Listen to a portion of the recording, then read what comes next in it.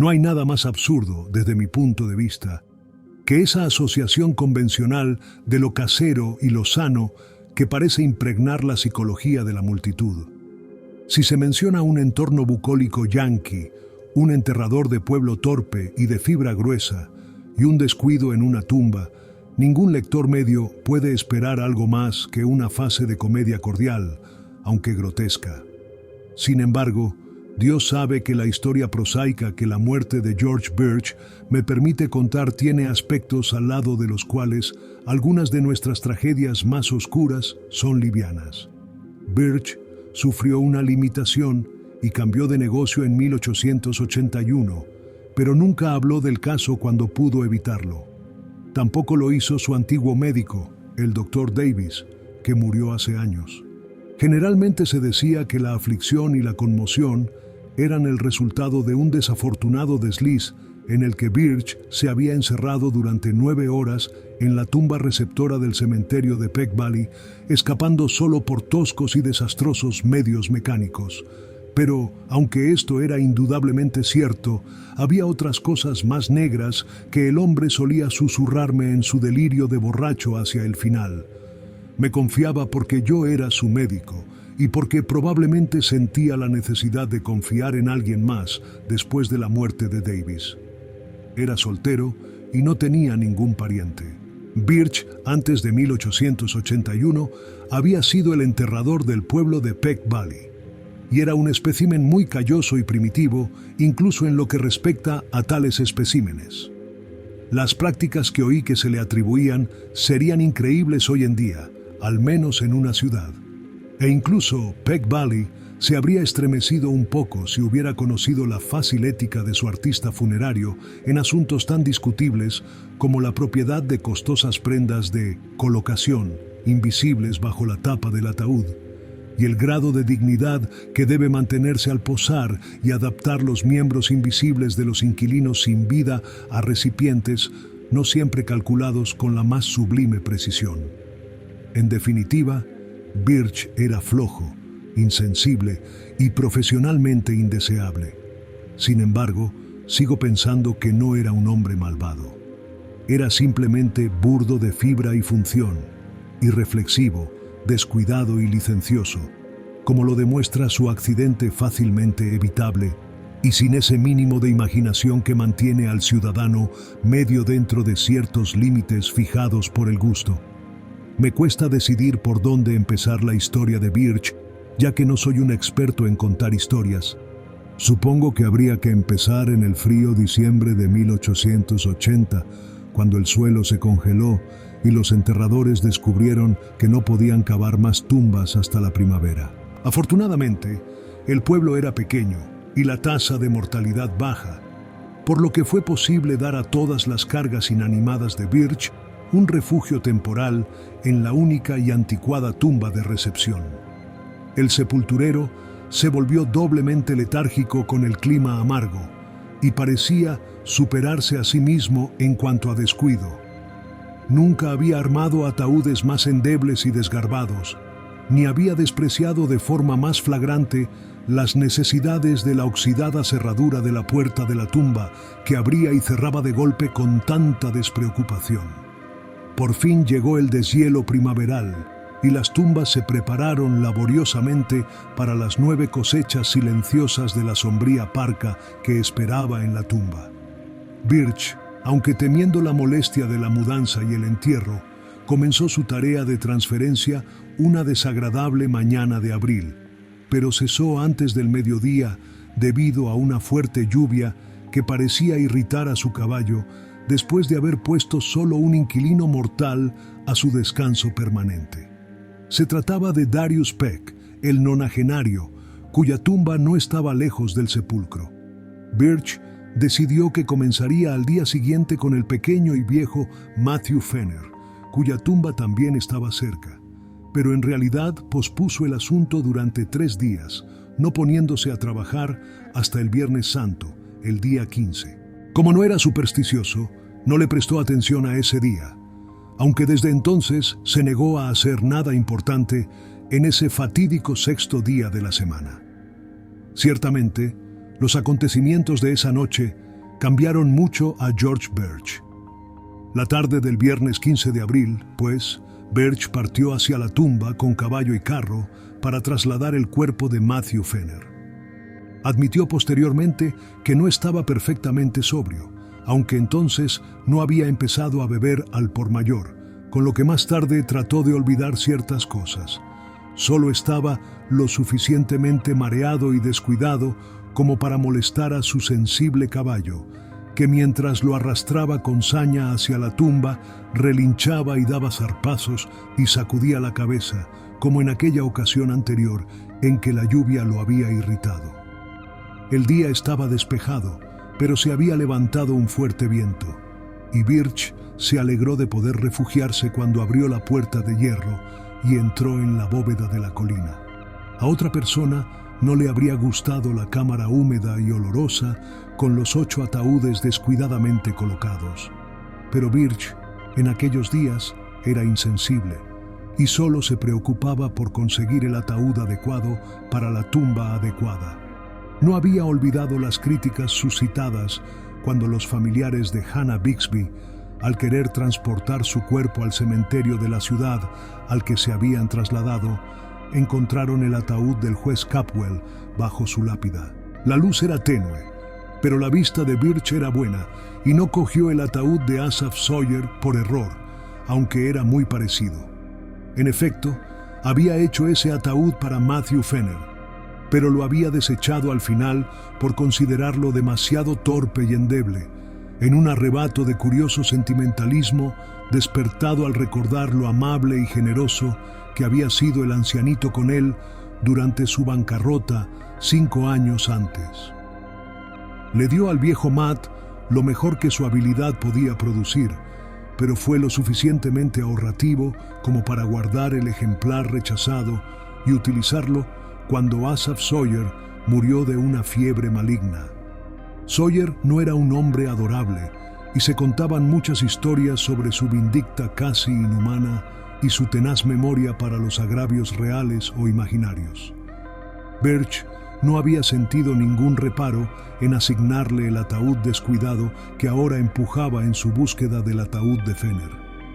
Justo cuando reconoció el ataúd del viejo Matt, la puerta se cerró de golpe con el viento, dejándole en una penumbra aún más profunda que antes. El estrecho travesaño solo admitía los rayos más débiles y el embudo de ventilación superior prácticamente ninguno, por lo que se vio reducido a un profano tanteo mientras se abría paso entre las largas cajas hacia el pestillo. En este crepúsculo fúnebre hizo sonar las manillas oxidadas, empujó los paneles de hierro y se preguntó por qué el enorme portal se había vuelto tan repentinamente recalcitrante. También en este crepúsculo empezó a darse cuenta de la verdad y a gritar en voz alta, como si su caballo, que estaba fuera, pudiera hacer algo más que relinchar una respuesta poco comprensiva. Porque el pestillo, descuidado durante mucho tiempo, estaba evidentemente roto, dejando al descuidado enterrador atrapado en la bóveda, víctima de su propio descuido. El hecho debió de ocurrir hacia las 3:30 de la tarde. Birch, de temperamento flemático y práctico, no gritó mucho, sino que procedió a buscar a tientas unas herramientas que recordaba haber visto en un rincón de la tumba. Es dudoso que el horror y la exquisita extrañeza de su situación le conmovieran en absoluto, pero el mero hecho de estar encarcelado tan lejos de los caminos cotidianos de los hombres fue suficiente para exasperarle por completo. Su trabajo del día estaba tristemente interrumpido, y a menos que el azar trajera pronto a algún vagabundo, podría tener que quedarse toda la noche o más. Alcanzada la pila de herramientas y seleccionados un martillo y un cincel, Birch volvió sobre los ataúdes a la puerta.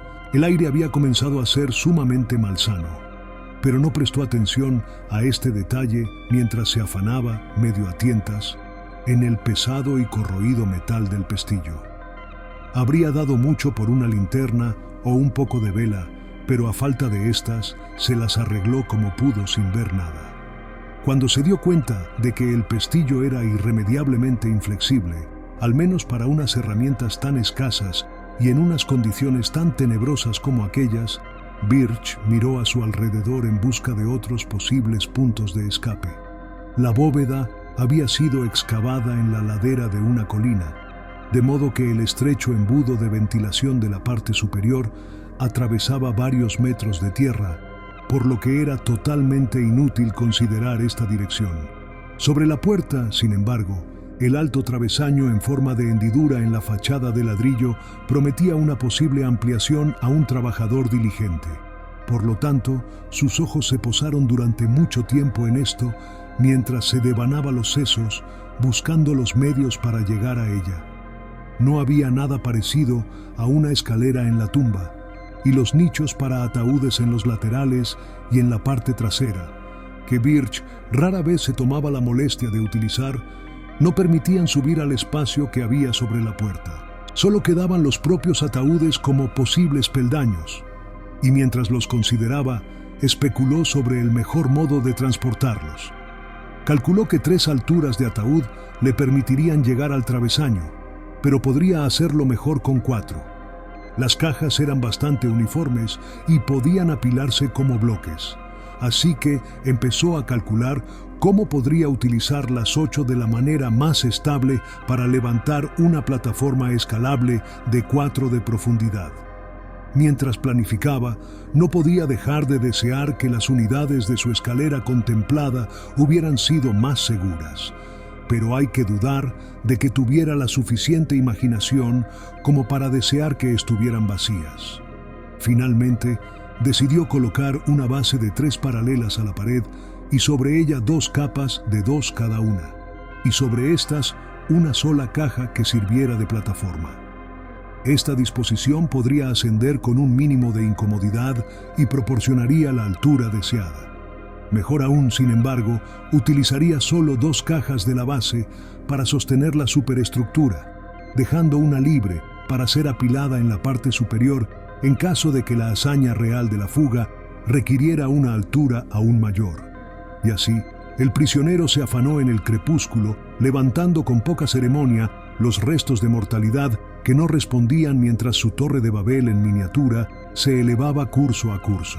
Varios de los ataúdes empezaron a partirse por la tensión de la manipulación, y planeó guardar el robusto ataúd del pequeño Matthew Fenner para la parte superior, a fin de que sus pies tuvieran una superficie lo más segura posible.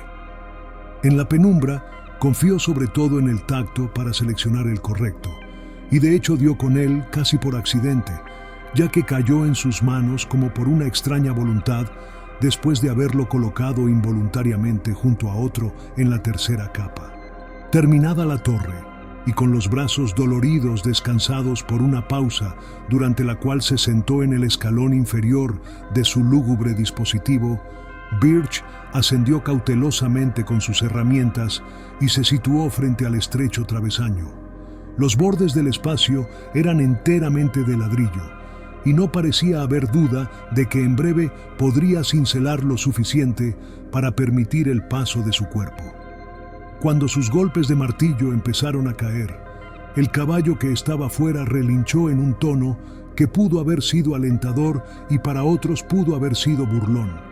En cualquiera de los 2 casos habría sido apropiado, porque la inesperada tenacidad de los ladrillos de aspecto fácil era sin duda un comentario sardónico sobre la vanidad de las esperanzas mortales y el origen de una tarea cuya realización merecía todos los estímulos posibles. Al anochecer, Birch seguía trabajando.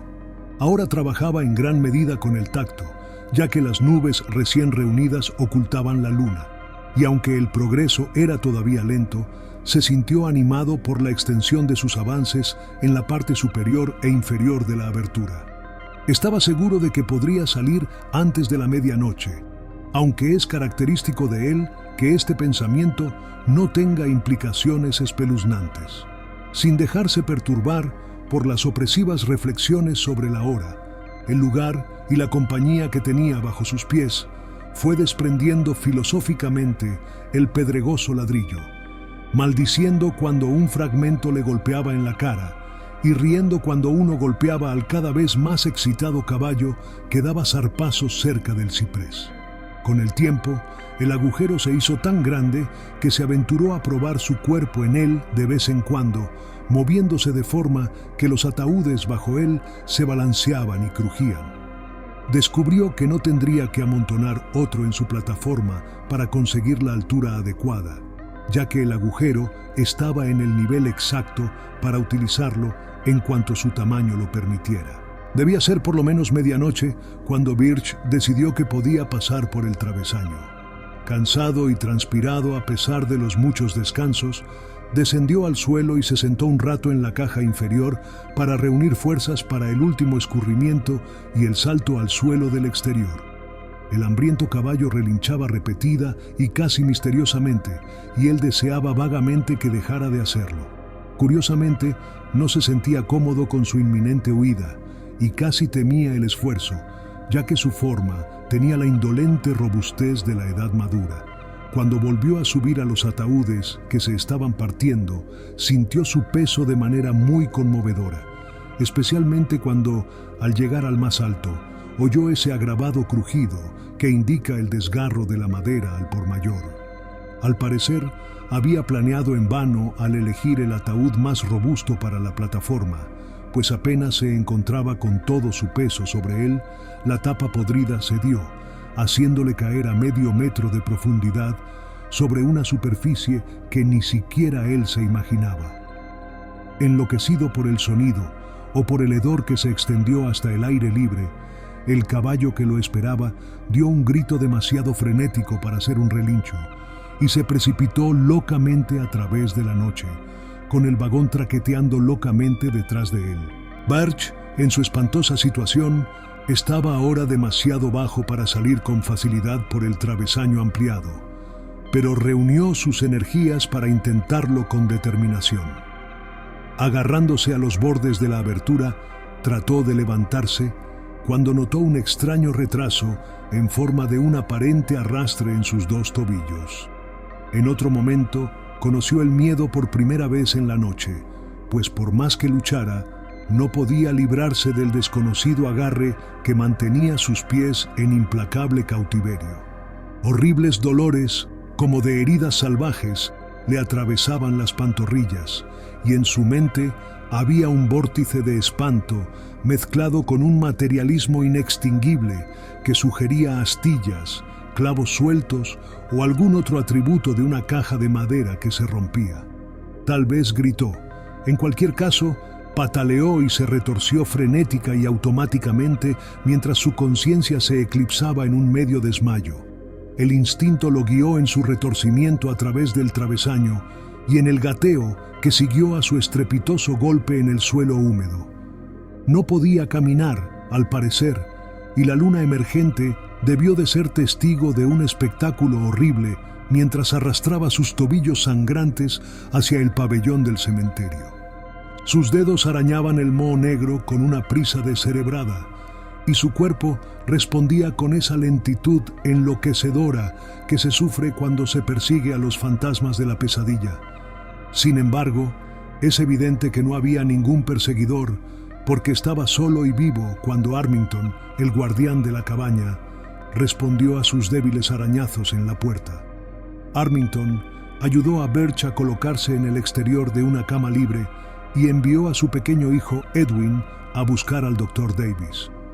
El hombre afligido estaba plenamente consciente, pero no decía nada de importancia, limitándose a murmurar cosas como «Oh, mis tobillos, suéltame» o «Enciérrate en la tumba».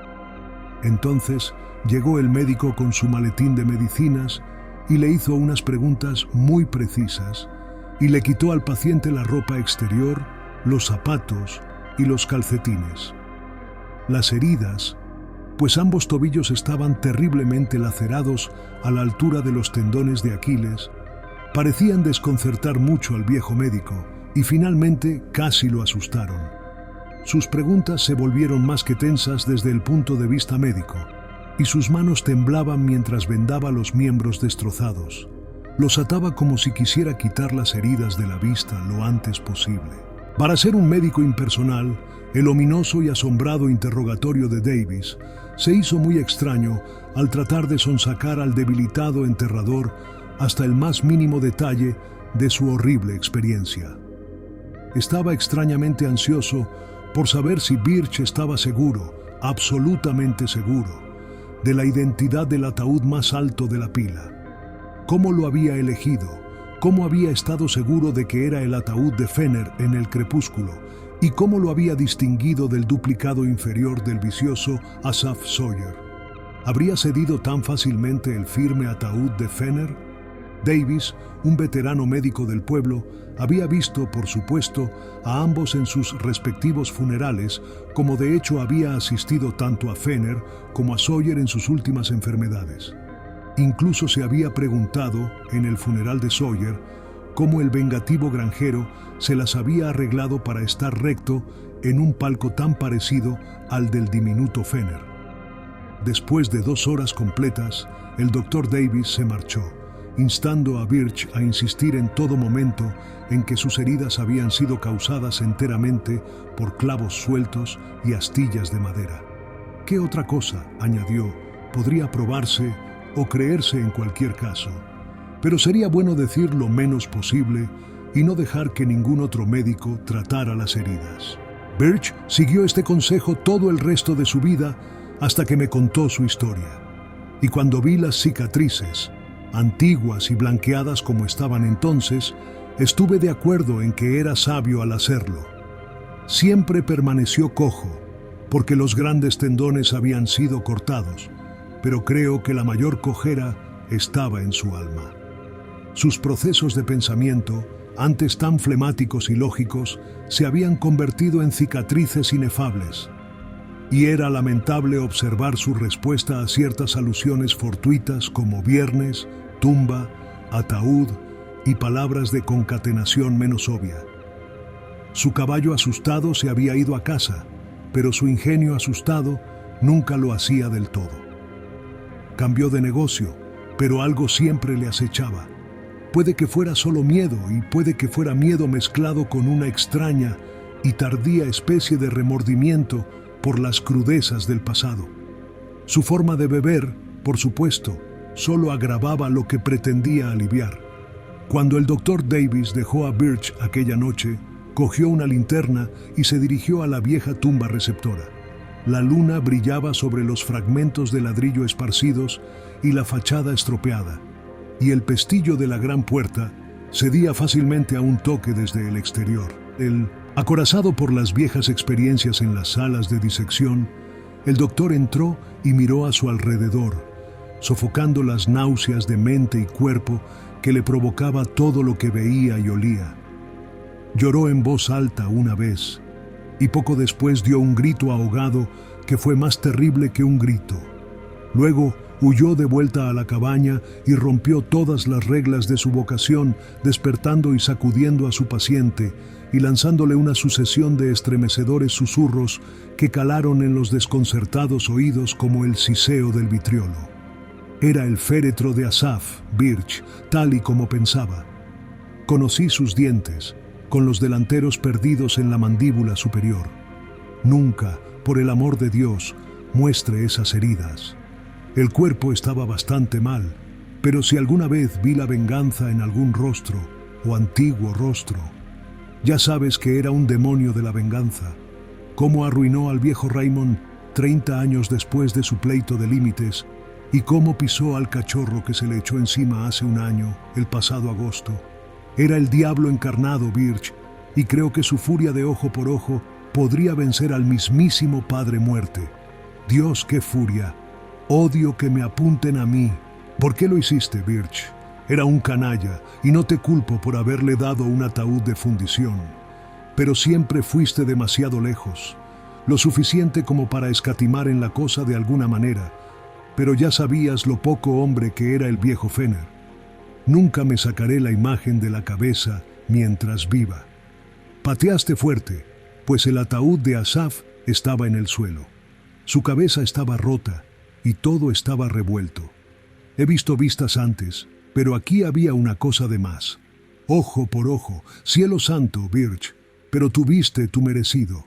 El cráneo me revolvió el estómago, pero lo otro fue peor.